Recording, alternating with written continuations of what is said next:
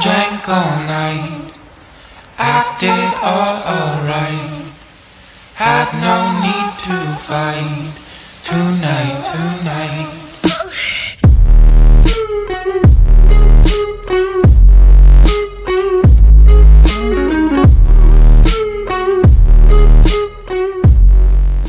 Push the goddamn button!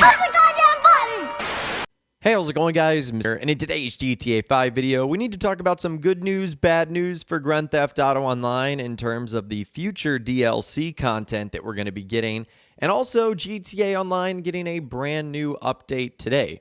We'll be talking about all of that in this video today and a whole lot more.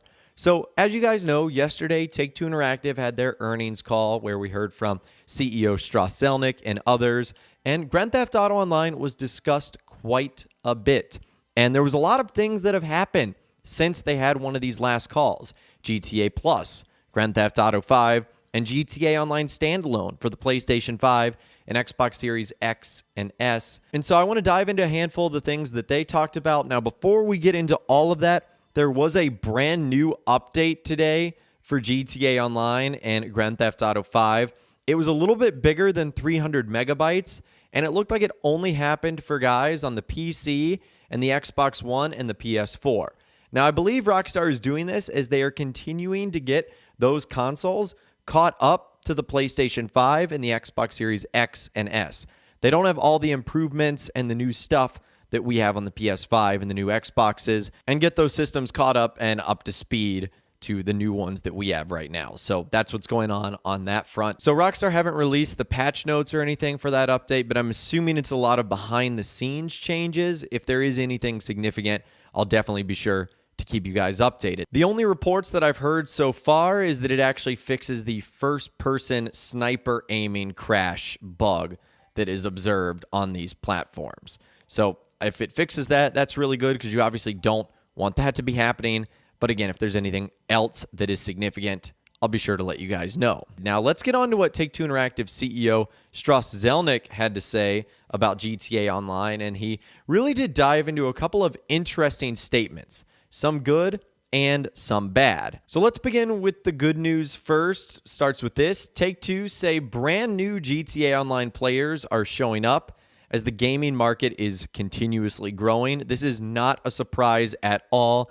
There's probably, and it might be a small percentage, but it is still a percentage of players that never jumped into Grand Theft Auto until the new PS5 and Xbox versions. And so because of that, you're going to see a lot of new players. And you also might see players that have taken a long time hiatus from the game starting to return.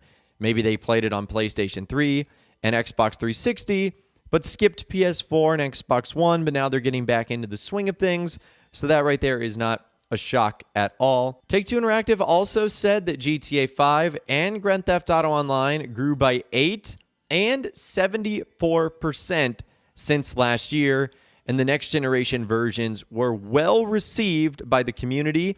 Now, I don't represent the voice for the entire GTA and Rockstar community, but I do think the next generation versions were really well done. I'm impressed with a lot of the technical and graphical updates, and I'm excited to see what they do going forward now that they can focus on GTA Online on a brand new system. Are they going to be able to provide bigger and better updates?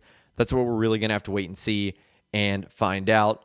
Now, Grand Theft Auto 5 is also selling like hotcakes because it has now sold 165 million units worldwide, which is up 5 million in the last 3 months. So this game is creeping on up to 10 years old, and every 3 months, 5 million new copies are being sold.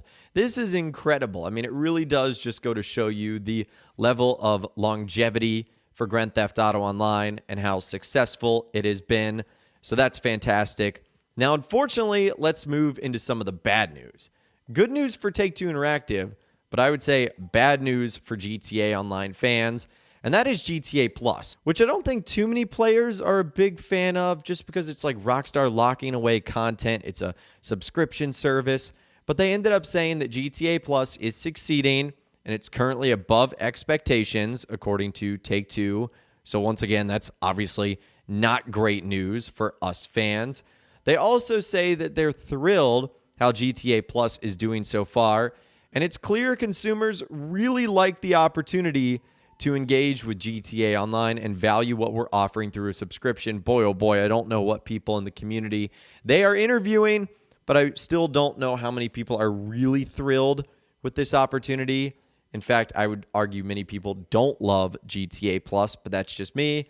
And Take-Two also believes that because initial GTA Plus player signups were above expectations, it bodes well being an engagement driver over time, which is also bad news for it to continue in the future, because now that Take-Two Interactive has had a little bit of success with this, they see it as another opportunity to simply just make a ton of money. So hopefully going forward in the future, this doesn't mean they abuse the GTA Plus system. There's already a little bit of fears of that they have the ability to lock away new DLC cars behind this. I just think that would be not good in general all the way around. Now, unfortunately, the bad news kind of continues, as it looks like we might be getting fewer updates this year to Grand Theft Auto Online. Here's the last bit of big news. Take-Two believes microtransactions for GTA Online will be down this year compared to last year. So essentially, microtransactions basically translates into how many shark cards they sell. And if they believe they're going to sell fewer shark cards, it's probably because there's fewer new items to buy. And if there's fewer new items to buy, it's very likely because we're going to be getting less updates. Now, over the last couple of years, Rockstar have been doing 2 big DLCs, really one in the summer and then one in the winter. So is there only going to be one update this year or one more additional update to what we've already seen on the PlayStation 5 and the new Xboxes with the HAL's special work stuff and some of the new cars? I hope that's not the case, just because Rockstar clearly, as you can see here, has a lot of momentum.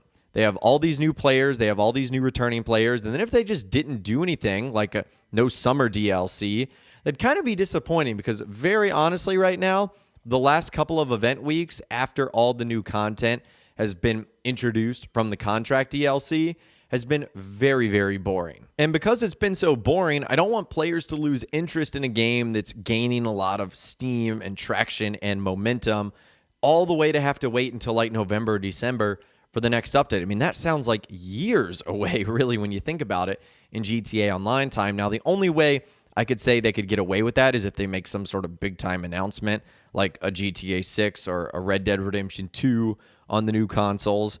But other than that, I feel like there would just be a huge gap. And maybe that gap is also filled with something else, because they did announce that the GTA Trilogy, the definitive edition for mobile, has been delayed and will release between now and March 2023.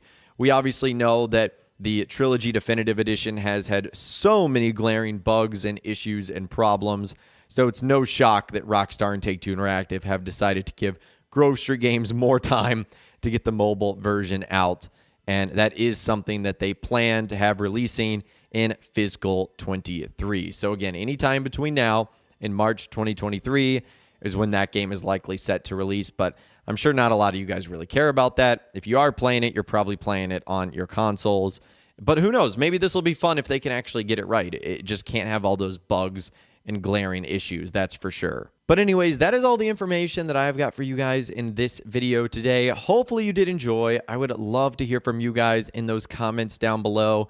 What do you think of all the information we discussed today about GTA Online, the good, the bad, and somewhere in between? Let me know what you're thinking down there. If you guys did go to enjoy this video, though, a like rating would, of course, be awesome. And be sure to subscribe to my YouTube channel if you are new. You want to stay up to date on all the latest GTA and all the Rockstar Games videos that I'll be doing here on my channel. And be sure to ring that notification bell as well. Sometimes YouTube just doesn't work, and if you ring that bell, you'll always be guaranteed to be notified when new videos arrive. But of course, as always, guys, thank you all so much for watching. Take care, and I'll see you guys in the next video.